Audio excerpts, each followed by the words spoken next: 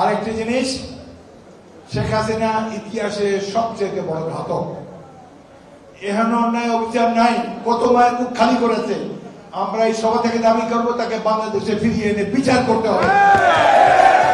তার পরিণতি হবে রোমানিয়ার চাউচেস্কুর মতো, তার পরিণতি হবে ইটালির মুসোলিনির মতো।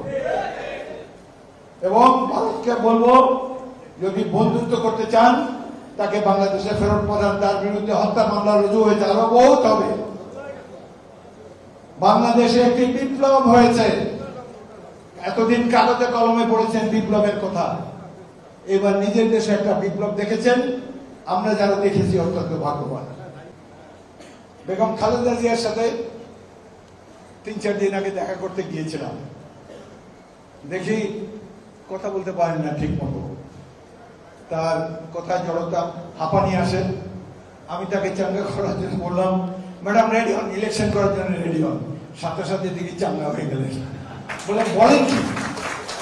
আমার বাবু বলেন কি? আমি তো এখানে সজ্জা এসেছি।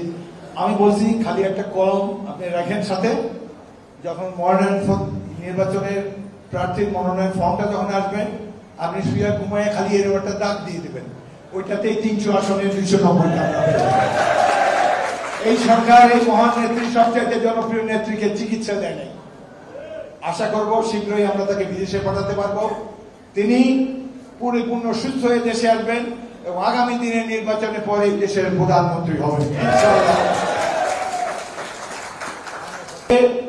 যে হত্যাযজ্ঞ চালিয়েছে তারা, অনেক কষ্ট লাগে। সেনাবাহিনীর সেরা 57 জন অফিসারকে বিডিআরে পোস্টিং দেওয়া হয়েছিল। এদেরকে প্রতিবেশী রাষ্ট্রের ষড়যন্ত্রের কারণে এবং তাদের অংশগ্রহণের ফলে নির্মমভাবে হত্যা করা হয়েছে।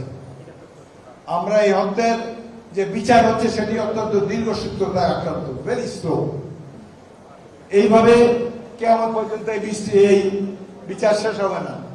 অতি দ্রুত প্রয়োজন হলে একটা স্পেশাল ট্রাইব্যুনাল করে যাদের যাদের ফাঁসির আদেশ হয়েছে প্রত্যেককে ঝুলিয়ে দেন, তাদের শহীদ পরিবার শান্তি পাবে।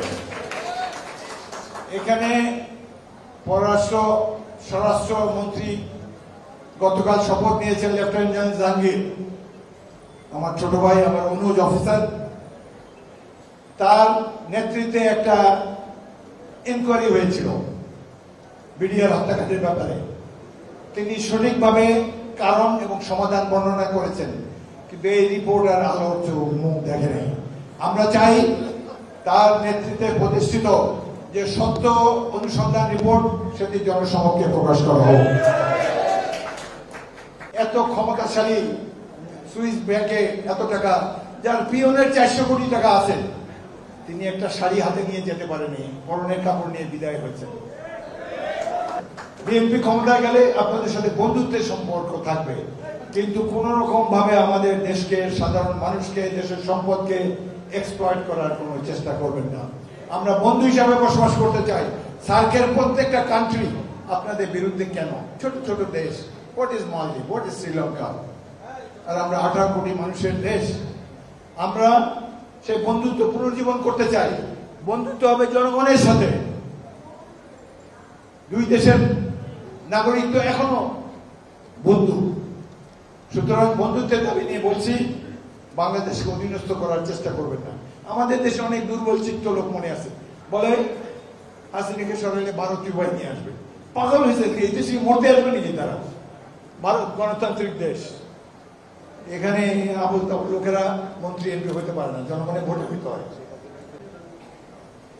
ইলেকশন কমিশন একটা নিকৃষ্ট একটা প্রতিষ্ঠান। ভোট ডাকাতিতে শেখ হাসিনা এবং আওয়ামী লীগকে বহাল রেখেছে তারা। প্রথম দিকে প্রধান নির্বাচন কমিশনের ভালো ভালো কথা বলেছেন, বলছে আওয়ামী লীগ রাইফেল নিয়ে আসলে ভোটাররাও রাইফেল নিয়ে আসবেন, ভোটারের ঘরে ঘরে কি রাইফেল আছে নাকি? এত সুন্দর বক্তব্য দিয়ে পরে পরে ধীরে ধীরে এক নির্বাচনে বললেন যে দুপুর 12টার সময় ভোট হয়েছে 24%। তিনি একটা ঘুম দিলেন, ইলেকশনের দিন ঘুমায় প্রধান নির্বাচন কমিশনার, তিনি একটা ঘুম দিয়েছেন, ঘুম থেকে উঠে দেখে এটা 55% হয়ে গেছে। উনি ঘুম না দিলে তো এই 24%ই থাকতো। এগুলা কি ধরনের ইলেকশন কমিশন আমরা পেয়েছি এই দেশে? যত সব স্থানীয় সরকার আছে, উপজেলা পরিষদ, এগুলো তো ভোটে নির্বাচিত হয়নি। জেলা পরিষদ ভোটে নির্বাচিত হন। অবিলম্বে এইসব বাতিল করার জন্য আমি বর্তমান অন্তর্বর্তীকালীন সরকারকে অনুরোধ জানাবো।